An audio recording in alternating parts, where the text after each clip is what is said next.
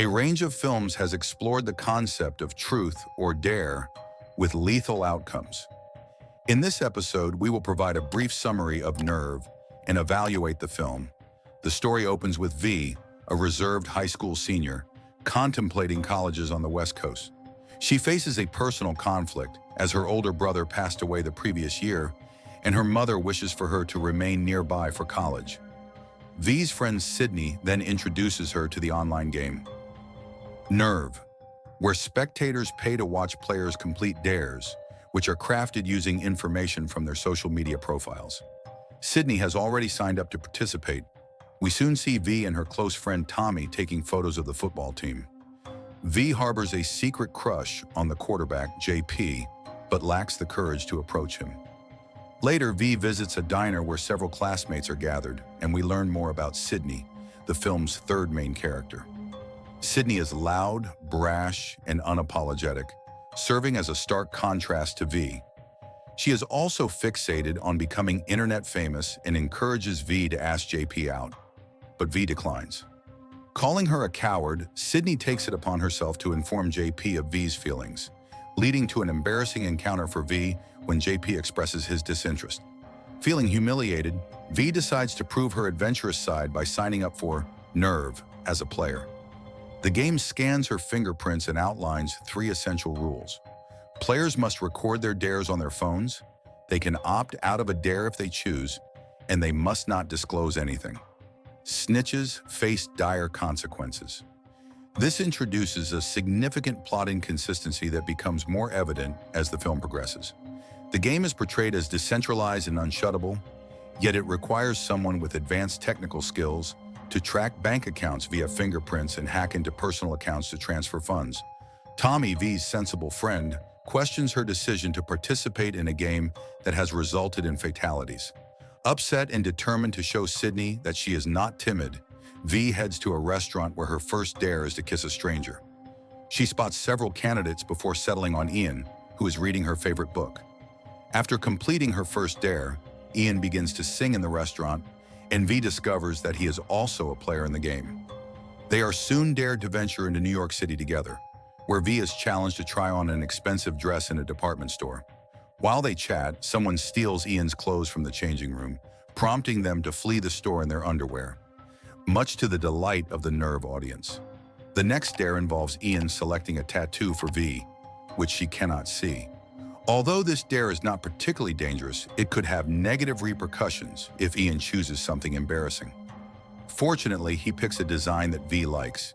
The film then escalates to its most perilous dare.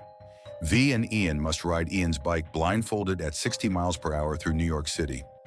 This shift from lighthearted dares to life-threatening challenges raises the stakes significantly. Given the heavy traffic at that hour, I would have opted out of this dare. They would have to navigate through red lights and avoid collisions, which could easily lead to a serious accident or worse. Despite the risks, V accepts the dare, and with her guidance, they manage to reach 60 miles per hour before slamming on the brakes just in time to avoid crashing into a museum. They capture the entire experience on video, and soon after, they share a kiss. Meanwhile, Sydney grows envious and requests a serious dare from her viewers, who challenge her to cross a ladder placed between 2 buildings. As this unfolds, V's mother contacts Tommy, discovering that the money has been linked to this dangerous game. Tommy heads into the city, teaming up with a group of tech-savvy individuals who believe they can hack the game and shut it down. Back to Sydney, she attempts to cross the ladder, but is paralyzed by her fear of heights and drops her phone, ending her chance to complete the dare. It's worth noting that Sydney's dare is significantly less challenging than V and Ian's. Crossing a ladder is nowhere near as risky as riding a motorcycle through a crowded area. Additionally, the dare does not specify that she cannot have people support the ladder, so she could have easily had some larger friends hold it steady while she crawled across. After Sydney's failure, she becomes unhinged. V and Ian arrive at a party where V catches Sydney kissing JP, leading to a heated confrontation that spills into the gathering. If I were V, I would reconsider my friendship with Sydney after her behavior. V completes Sydney's dare by crossing the ladder effortlessly. Tommy then reveals that Ian was the one who dared V to come to the party and instigate a fight with Sydney. V's reaction is somewhat exaggerated. She just met Ian, and she should remember that he is also a player in the game. If she is upset, her anger should be directed at Sydney, who has treated her poorly. Feeling frustrated, V goes downstairs to report the game to a police officer, but since no crime has been committed, he takes no action. Soon after, V and her mother's bank accounts are drained. V is then knocked unconscious by Ty and awakens in a shipping container, where a computer informs her that they now own her due to her snitching. If she does not compete and win, they will ruin her life. This presents another inconsistency in the film. The game is supposed to be decentralized, yet someone must have placed the computer there. While it could have been a watcher, there must be a mastermind behind the game, as evidenced by their ability to hack into V and her mother's joint bank account. Eventually, V encounters Ian, who reveals his own harrowing experience with the game.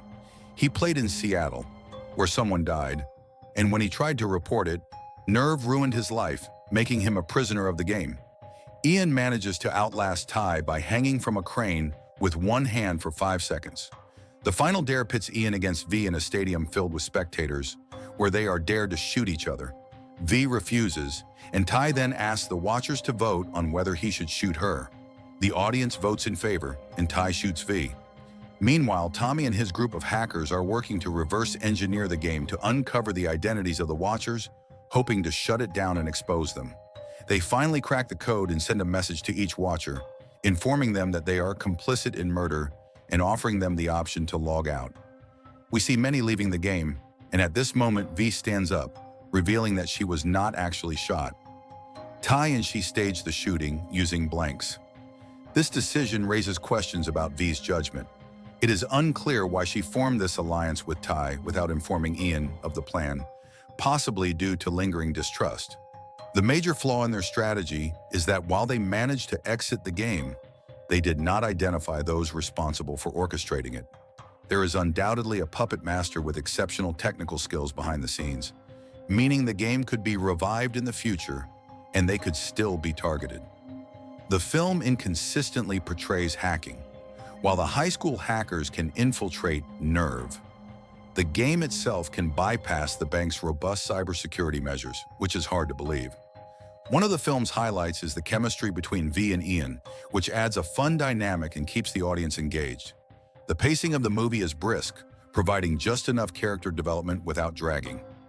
A central theme of the film revolves around the hazards of pursuing internet fame, but rather than addressing this in a serious manner, it presents it through a fast-paced thriller filled with suspense. Don't forget to like and subscribe for more contents like this.